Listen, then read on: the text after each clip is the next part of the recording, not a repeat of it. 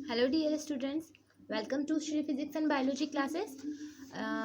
मैं भावना शर्मा आपके साथ न्यू एक चैप्टर जो कि चैप्टर 3 है आपका ट्वेल्थ बायो सीरीज़ का मैं चैप्टर 3 आपको स्टार्ट कराने वाली हूँ और ह्यूमन रिप्रोडक्शन है। इसमें हम जानेंगे कि जो male reproductive system, female reproductive system, gametogenesis क्या होता है, मेंस्ट्रुअल साइकिल क्या है, fertilisation, implantation, pregnancy, embryonic development and parturition and lactation. तो ये सारे के सारे टॉपिक हम कवर करेंगे इस चैप्टर में। तो मैं आपको थोड़ा सा इंट्रोडक्शन बता देती हूँ। इसमें ह्यूमन रिप्रोडक्शन जो है क्या है कि मेनली जो ह्यूमन रिप्रोडक्टिव सिस्टम है या ह्यूमन रिप्रोडक्शन जो इसमें जो इवेंट्स होते हैं, इवेंट्स जो कवर करता है उसमें सबसे पहले तो आपका वही आता है। इवेंट्स में अगर हम देखते हैं तो पहला जो इवेंट आता है वो होता है फॉर्मेशन ऑफ गैमेट्स। ठीक, जो कि हमारे इस चैप्टर में में होगा, जो कि एक पूरा का पूरा एक टॉपिक है जिसको हम गैमेटोजेनेसिस भी कहते हैं। जैसा कि आपको नाम से इंडिकेट हो रहा है, गैमेटोजेनेसिस मीन्स गैमेट का बनना। जेनेसिस का मतलब होता है प्रोसेसिंग या बनना। ठीक है, तो गैमेटोजेनेसिस में हम पढ़ते हैं फॉर्मेशन ऑफ गैमेट्स। ठीक है, इसमें हम पढ़ेंगे उसके बाद हम पढ़ेंगे सेकेंड इवेंट जो आता है आपका formation of gamete. Formation of gamete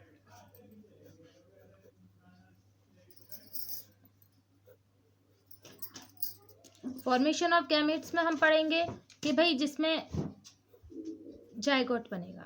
ठीक, फॉर्मेशन ऑफ गैमेट में हम क्या पढ़ेंगे? जायगोट जो फॉर्मेशन है मींस जो आपका मेल और फीमेल गैमेट होते हैं, मेल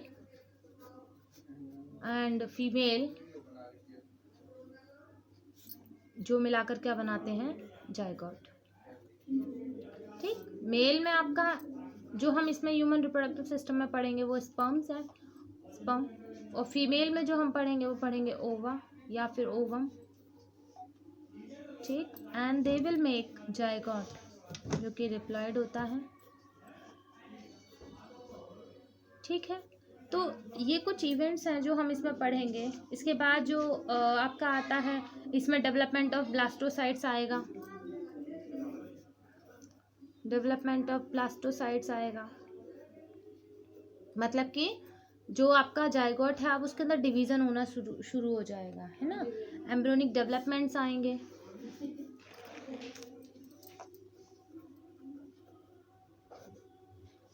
एम्ब्रियोनिक डेवलपमेंट आएंगे। एम्ब्रियोनिक डेवलपमेंट में गेस्टेशन आता है और डिलीवरी ऑफ बेबी आता है। गेस्टेशन और डिलीवरी ऑफ बेबी ये दोनों एम्ब्रियोनिक डेवलपमेंट में आते हैं। जो गेस्टेशन होता है अभी मैं आपको एक्सप्लेन करती हूँ। And parturition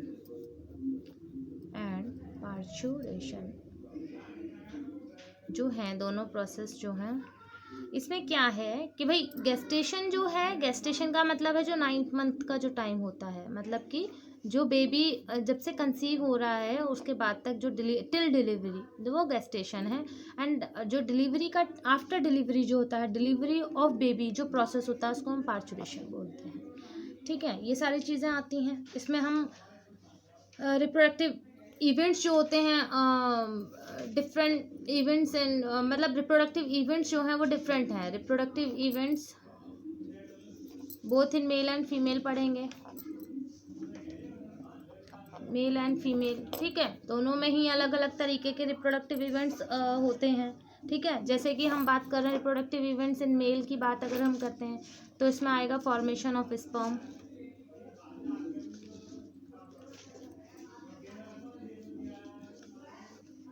formation of sperm यानी कि स्पर्मेटोजेनेसिस।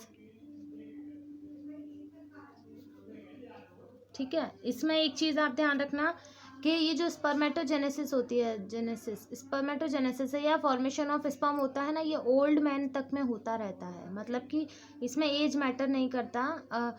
जो आदमी है उसकी एज ज़्यादा भी हो जाए तब भी स्पर्मेटोजेनेसिस या फॉर्मेशन ऑफ स्पर्म होता रहता है। जबकि हम फीमेल की बात अगर हम कर रहे हैं तो फीमेल में जो प्रोसेस होता है उस प्रोसेस में क्या है, ओवम जो होता है वो 50 की एज तक जाकर, जो ओवम है टिल 50 और यू कैन से 45 to 50 तक जो होता है, मीनोपॉज तक का जो टाइम होता है, वहाँ तक ही ओवम जो है वो डेवलप करता है या प्रोसेस होता है, ये सारा प्रोसेस।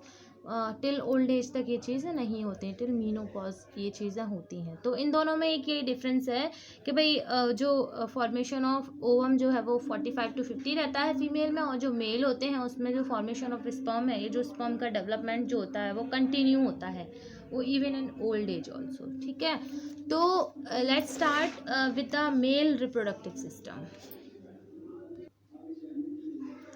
तो मेल रिप्रोडक्टिव सिस्टम में हम स्टार्ट करते हैं। सबसे पहले बात तो जो है, मेल रिप्रोडक्टिव सिस्टम लोकेट कहाँ होता है? ये ना पेल्विस रीजन में लोकेट होता है, पेल्विस रीजन में पाया जाता है। आप इसका डायग्राम बुक में देख सकते हैं। वैसे मैं कोशिश करूंगी कि मैं डायग्रामेटिकली भी आपको इसमें समझा पाऊँ, पर जब तक आप अपनी बुक से कंसल्ट कर सकते हैं। तो पेल्विस रीजन में पाया जाता है, और इसमें पेयर ऑफ टेस्टिस होती हैं, पेयर ऑफ टेस्टिस पाए जाते हैं। ठीक, और आपके साथ एसेसरी डक्ट्स होते हैं, एसेसरी डक्ट्स पाए जाते हैं जो कि इसको सपोर्ट करते हैं। ग्लैंड्स पाए जाते हैं, ग्लैंड्स भी भाई ज़रूरी हैं। और एक्सटर्नल जेनेटिलिया होता है, एक्सटर्नल जेनेटेलिया जो होता है वो भी इसमें एक अपना रोल प्ले करता है। तो ये एब्डोमेन कैविटी के आउटसाइड टेस्टिस जो होते हैं वो एब्डोमिनल कैविटी के आउटसाइड होते हैं।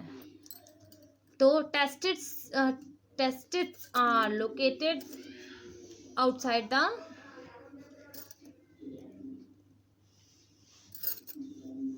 एब्डोमेन। इसका रीजन है एक एब्डोमेन के बाहर होना, और पहले तो मैं आपको बता दूं, आउटसाइड द एब्डोमेन होता है और विद इन अ पाउच होता है। ये एक पाउच पाया जाता है विद इन अ पाउच, जिसको हम कहते हैं स्क्रोटम, स्क्रोटम बोलते हैं हम इसको। अब आपको एक चीज मैं इसमें बता दूं कि इसके बाहर होने का कारण ये है, ये एब्डोमेन के अंदर भी हो सकता था, पर ये आउटसाइड द बॉडी होता है, एब्डोमेन के भी बाहर होता है, जस्ट बिकॉज ऑफ दैट कि जो बॉडी का जो टेम्परेचर है, स्क्रोटम जो होता है इसके टेम्परेचर को बॉडी के टेम्परेचर से 2 से 2.5 डिग्री सेंटीग्रेड तक कम रखता है। नॉर्मल जो इंटरनल बॉडी का टेम्परेचर है उससे 2 से 2.5 डिग्री है ना, 2 to 2.5 डिग्री सेंटीग्रेड तक ये क्या करता है, इसको lower than the body temperature, lower than the body temperature, body temperature से इसको ये कम रखता है। ठीक है, शेप साइज वेरी करता है, फिजिकली भी भाई किसी का शरीर कैसा है, किसी का शरीर कैसा है। वैसे नॉर्मली जो 4 to 5 इंच लेंथ में सेंटीमीटर लेंथ में होता है, और विड्थ इसकी 2 to 3 और कहीं कहीं 2 to 4 सेंटीमीटर भी होती है। और टेस्टिस के ऊपर जो है एक डेंस कवरिंग होती है। टेस्टिस के अंदर अबाउट 250 तक कंपार्टमेंट्स पाए जाते हैं, जिनको हम कहते हैं टेस्टिकुलर लोब्यूल्स, ईच टेस्टिस। हर टेस्टिस में क्या होते हैं, 250 तक कंपार्टमेंट्स होते हैं, जिनको हम क्या कहते हैं, टेस्टिकुलर लोब्यूल्स। ठीक, हर एक लोब्यूल जो होता है उसमें सेमिनिफेरस ट्यूब्यूल होता है। जो टेस्टिकुलर जो लोब्यूल है, इनमें हर एक में क्या होता है, सेमिनिफेरस ट्यूब्यूल्स पाए जाते हैं, है ना, जिसमें क्या होता है, स्पर्म प्रोड्यूस हो रहे हैं, प्रोड्यूस स्पर्म, जो कि क्या कर रहा है, स्पर्म प्रोड्यूस कर रहा है ना। और जो सेमिनिफेरस ट्यूब्यूल हैं वो 2 टाइप के होते हैं। इसमें 2 तरह के पाए जाते हैं, मेल जर्म सेल और सर्टोली सेल। जो सेमिनिफेरस ट्यूब्यूल्स हैं ये क्या है, lined by the inside by 2 type of cell, 2 type of cell से लाइंड होते हैं ये, मतलब कवर्ड होते हैं, lined by 2 types of cell, जिनमें से कि एक तो आपका होता है मेल जर्म सेल, दूसरा होता है सर्टोली सेल, सर्टोली सेल्स। ठीक है, ये जो होता है मेल जर्म सेल जो होता है ये तो मियोटिक डिवीजन में चला जाता है। मेल जर्म सेल तो कहाँ चला जाता है आपका? मियोटिक डिवीजन में।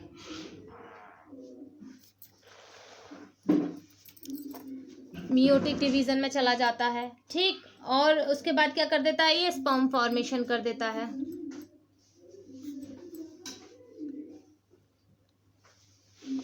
जबकि सर्टोली सेल जो होता है वो क्या करता है? न्यूट्रिशन प्रोवाइड कराता है। सर्टोली सेल क्या करता है? Provide nutrition, provide nutrition to germ cell.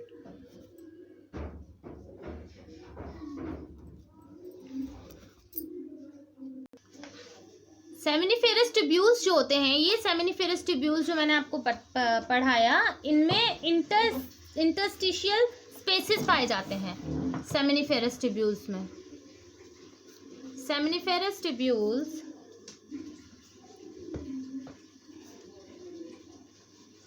Has some region outside में होता है, उसको हम कहते हैं इंटरस्टिशियल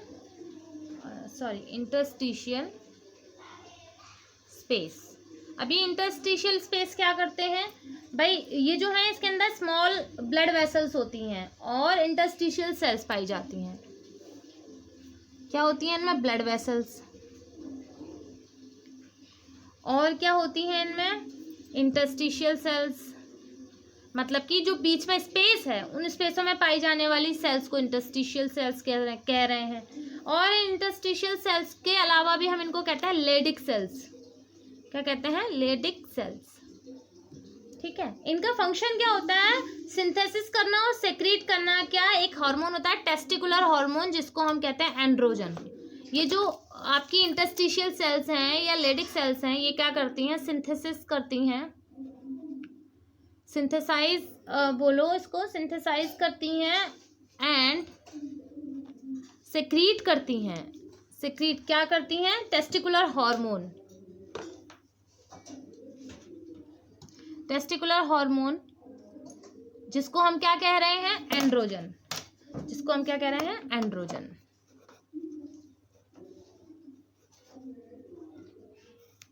ठीक। अब एंड्रोजन तो है ही है, साथ में इसमें और भी जो है कंपिटेंट सेल जो हैं या सपोर्टिंग सेल्स हैं वो भी पाई जाती हैं इनमें, लेडिक सेल्स की जब हम बात कर रहे हैं। अब बात कर लेते हैं हम मेल जो एसेसरी डक्ट्स होती हैं। मैं अभी हमने किसके बारे में बात की? टेस्टिस के बारे में बात की, टेस्टिकुलर लोब्यूल्स के बारे में बात करी, उनमें पाई जाने वाली सेल्स के बात करी। अब हम बात कर रहे हैं मेल सेक्स ऑर्गन्स की। हम बात कर रहे हैं किसकी? मेल सेक्स एसेसरी डक्ट्स के बारे में। Male sex accessory ducts. Male sex accessory ducts जो हैं, इनमें हम क्या पढ़ रहे हैं? हाँ, तो इनमें क्या रीटिटेस्टिस,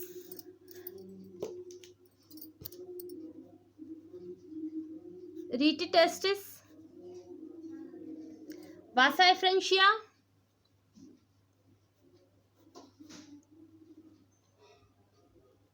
एपिडिडिमस,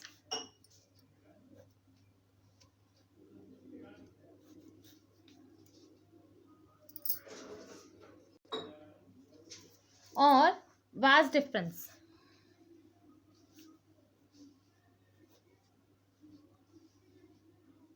ठीक, ये मेन जो पार्ट्स हैं ये आते हैं एसेसरी डक्ट्स के अंदर। अब आपको बस एक बात याद रखनी है, हमने अभी पिछली बार में जो टेस्टिस में पढ़ा था उसमें हमने एक पढ़ा था सेमिनिफेरस ट्यूब्यूल्स, ठीक है। तो जो सेमिनिफेरस ट्यूब्यूल्स होते हैं, अब मैं आपको इसको इस तरह से बता देती हूँ कि आपको याद रहेगा ये। वैसे मैं आपको वर्बली बता दे रही हूँ। देखिए, सेमिनिफेरस ट्यूब्यूल्स जो होते हैं वो टेस्टिस में ओपन होते हैं, जो कि वासा एफ्रेंशिया में होते हैं। किसके थ्रू? रेटिटेस्टिस के थ्रू। जो वासा एफ्रेंशिया है वो टेस्टिस को छोड़ता है और एपिडिडाइमस में एंटर करता है, ठीक है। एपिडिडाइमस जो है वो वास डिफरेंस में एंटर करता है और loops over the urinary bladder बनाते हुए निकल जाता है। अब जो डक्ट जो रिसीव करता है ये सेमिनियल वेसल सेमिनल वेसल को, जो कि यूरेथ्रा में ओपन होती है और इजैकुलेटरी डक्ट के रूप में वो हमें नजर आती है। These duct store and transport the sperm. अब ये जो डक्ट होती है ये क्या करती है, ट्रांसपोर्ट और स्टोर करती है किसको, स्पर्म को, जो कि टेस्टिस से आते हैं, and outside through the urethra, और आउटसाइड यूरेथ्रा के थ्रू वो आउटसाइड कर देती है। यूरेथ्रा जो है originate from the urinary bladder. Urethra का काम क्या है भाई, उसका काम डिफरेंट है, पर यहाँ पर ये दोनों ही काम के लिए काम आता है टेस्टिस के रूप में। यूरेथ्रा जो होता है जो यूरिनरी ब्लैडर से ओरिजिनेट होता है and extend through the penis, और कहाँ तक एक्सटेंड करता है, पेनिस तक, to its external opening called the urethral meatus. Urethral meatus तक ये एक्सटेंड करता है। अब आप इसको इस तरह से ले लीजिए, जो हमारे पास सेमिनिफेरस ट्यूब्यूल थे,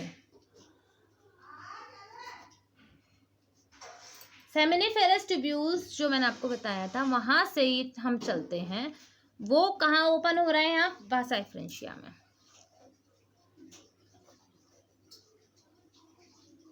किसके थ्रू, रीटे टेस्टिस।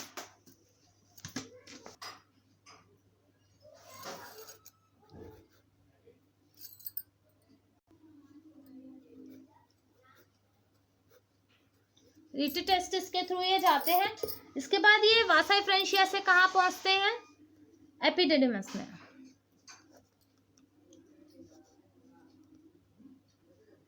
एपिडिडिमस में पहुंचने के बाद ये क्या होता है, सॉरी इसकी स्पेलिंग थोड़ा आप सही कर लेना, एपिडिडिमस की DIY है, ये DIY, I और Y, फर्स्ट वाले के साथ ये I है, यहाँ पर Y है। एपिडिडिमस के साथ में ये करते हैं, ठीक है। उसके बाद ये वास एफरेंस में पहुंचते हैं, वास डिफरेंस में आते हैं। वास डिफरेंस में आने के बाद ये ओपन हो रहे हैं, कहाँ पे, opens into urinary bladder, urinary bladder, ठीक है। वहां पर ये डक्ट क्या है, सेमिनल वेसिकल के थ्रू, यहाँ पर जब ये यूरिनरी ब्लैडर में आ गया, यूरिनरी ब्लैडर में आने के बाद ये क्या रिसीव करते हैं, सेमिनल वेसिकल।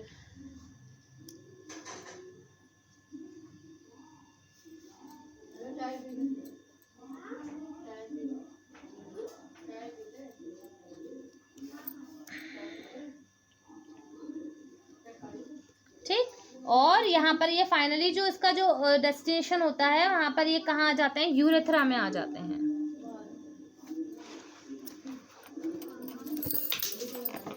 यूरेथ्रा में आ जाते हैं, और यूरेथ्रा में आने के बाद ये जो है यूरिनरी ब्लैडर जो है extend through the penis and external opening जो होती है, फाइनल ओपनिंग जो इसकी होती है, उसको हम कहते हैं यूरेथ्रल मीटस,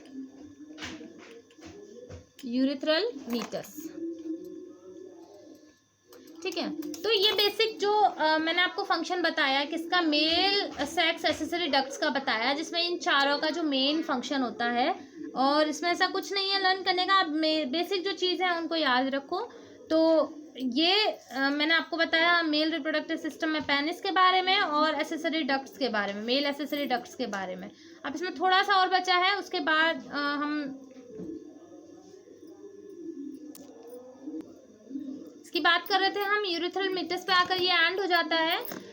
जो पेनिस है, जो मैंने आपको भी यहाँ पर 3-4 जो पार्ट बताए थे, उसमें अब बात हम कर लेते हैं फाइनली पेनिस की। जो पेनिस होता है ये मेन इंपॉर्टेंट पार्ट होता है, ठीक है, इंपॉर्टेंट पार्ट है पेनिस। ये एक्सटर्नल जेनेटिलिया में आता है, हमने इसके अभी स्टार्टिंग में आपको पार्ट पढ़ाए थे। एक्सटर्नल जेनेटिलिया में आता है, स्पेशल टिश्यूज का बना होता है।